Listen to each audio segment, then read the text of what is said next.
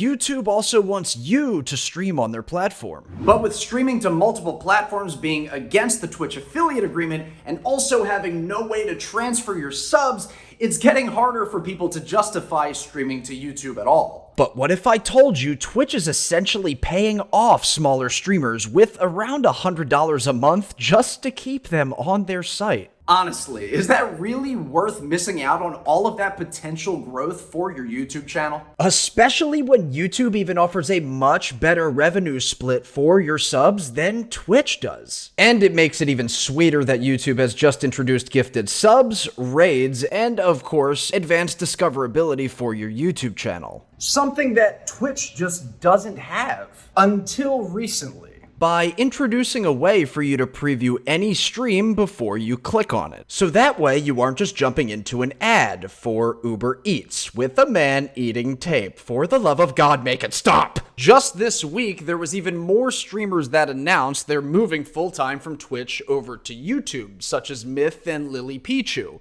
And this clip from Disguised Toast revealed that there could be about 5 more streamers doing the exact same thing. I know of at least 5 more people going over, which is a lot, honestly. Chat, go ahead and guess who the 5 are. I remember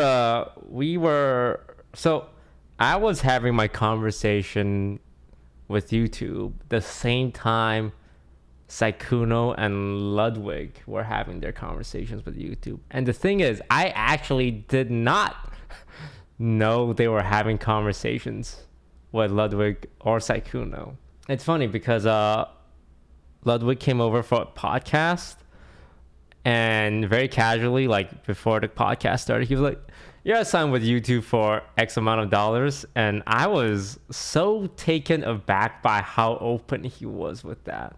He just said what his plan was and just dropped the offer. I'm like, wow, that is very transparent of you. In my opinion, the next 3 biggest streamers I think YouTube could try and go after would be XQC, definitely, Shroud, and most likely Amaranth, assuming that farts and burps aren't against community guidelines. You can check out the website Twitch Atlas that can show you a visualized map of every single overlapping community within Twitch's ecosystem. Some of the biggest notable names are XQC, Shroud, and Amaranth, just to name a few, aside from esports and different streamers that are from other countries other than the US. You can see exactly how many viewers are coming from and going to each specific community and which communities are linked amongst each other. So you can even see some of the biggest names that Twitch has on their platform in terms of viewership are the names that I just listed. So if they really wanted to hit the viewership for Twitch's platform, those would probably be some of the smartest people to go after. Most likely you heard of Lo-Fi Girl, and if you haven't, you definitely did after this week, where its stream that was running for 2 straight years playing lo-fi chill beats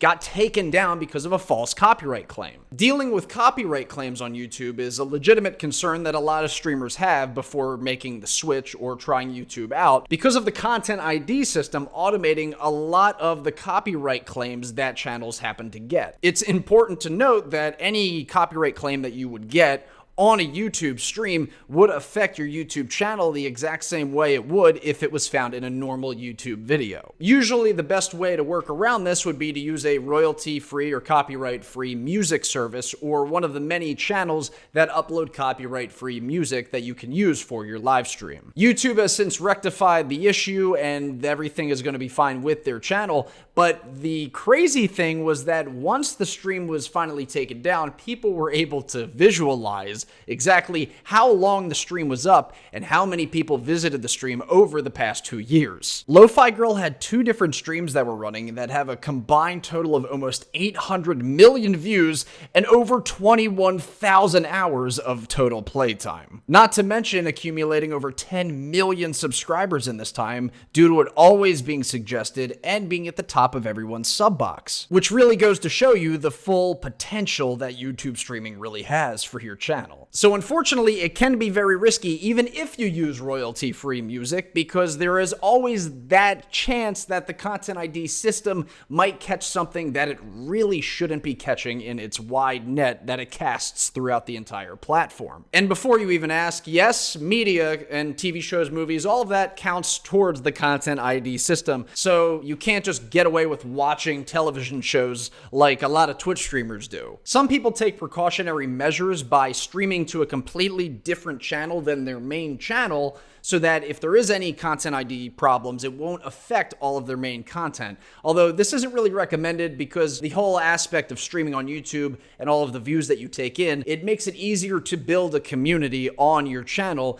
if you just keep everything in one place. What I find interesting is that Twitch has an export button on their past broadcasts and highlights that you can send straight to a YouTube channel that you have connected to your Twitch account. Whereas now you can just circumvent all of those steps by just streaming directly to YouTube itself. Now, if you do decide to stream on your YouTube channel, there are 3 main options that you have when it comes to actually organizing how your live streams are displayed. Now, other than doing nothing, where you could just let all of your VODs be openly available, you can unlist your VOD as soon as the stream is over, and then create a separate video with highlights from that stream, and then upload that to your channel so that people that missed your live stream can catch all of the good moments and hopefully get even a little bit more watch time and retention on your channel using the content with all the best moments. The second option would be to leave all of your live streams public and then upload a highlights video or best moments video from those streams as well. And for the third option, and probably one of the cleanest options that you have, is that you can unlist your stream once it's finished and then put all of those unlisted stream VODs in a public playlist.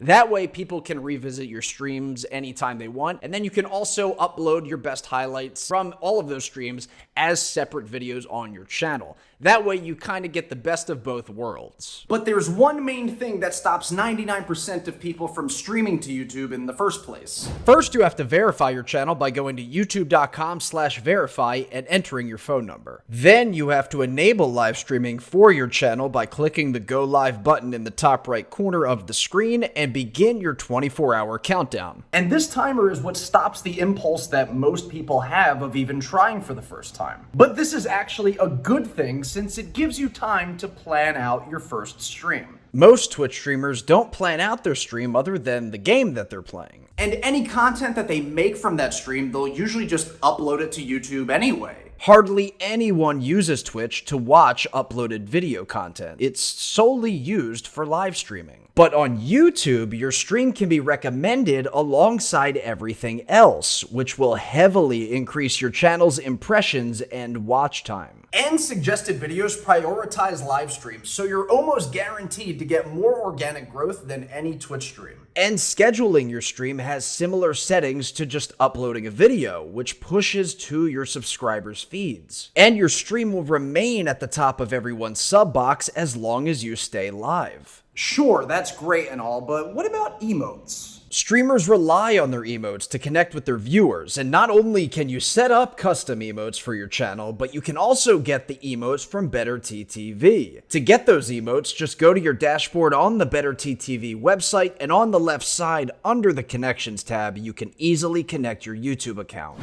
Earlier, I mentioned gift subs and raids. To start receiving gifted subs on YouTube, if you're a viewer, you need to first enable gifted channel memberships by clicking on the gift box at the bottom of the chat. If you want a raid, or what YouTube calls a live redirect, to another streamer, just click Edit, Customization, and click Add under Redirect. Then you're free to send your viewers to another channel's live stream, or yes, you can even raid one of your own YouTube videos. Imagine you can raid one of your YouTube videos from your Twitch stream. It would be amazing. Until that happens, break free from the grasp of Twitch and let the algorithm do its thing. I mentioned earlier in this video that suggested videos prioritize live streams, which is true, since YouTube really wants to get the live streams on the platform in front of more people and thus help grow your channel. Especially now, since TikTok has overtaken YouTube for total watch time with users, it makes sense that YouTube really wants to promote live streams more heavily and keep people on their platform longer. Even testing this out myself, you can see that my suggested views are significantly higher than every other analytic when it came to my live stream. YouTube wants to give you more opportunities for people to find your content that might not have come across it otherwise. And also, with YouTube promoting live streams more heavily, it would actually help build your community a lot faster than normal video uploads would. Especially when there is way less oversaturation when it comes to live streaming on YouTube versus streaming on Twitch. Just like trying to make your YouTube video more clickable, you could do the exact same thing with your YouTube live streams. As this clip from Ludwig explains just a little bit further, the pros and cons of creating a custom thumbnail for your stream. One of the main things, if you guys switch to YouTube right now, thumbnails. They fucking suck. Making a thumbnail for a live stream sucks. One, I get lazy. I do like 100 streams in a few months. It gets tiring to make a thumbnail for every one. But two, what if I change what I'm doing? Like if I start the stream and I'm playing Fall Guys and then I switch to reacting to TikToks that make me LOL but also raffle, it doesn't make sense if my thumbnail is me in a Fall Guys costume. It doesn't. And I'd have to switch it or get a mod to do it. It's a whole pain in the ass. But there's actually some really crazy exploits you can use with these features that'll really boost your channel. You can find out all about them in this video right here when it's complete. If not, this one will also give you some more insight on the YouTube algorithm.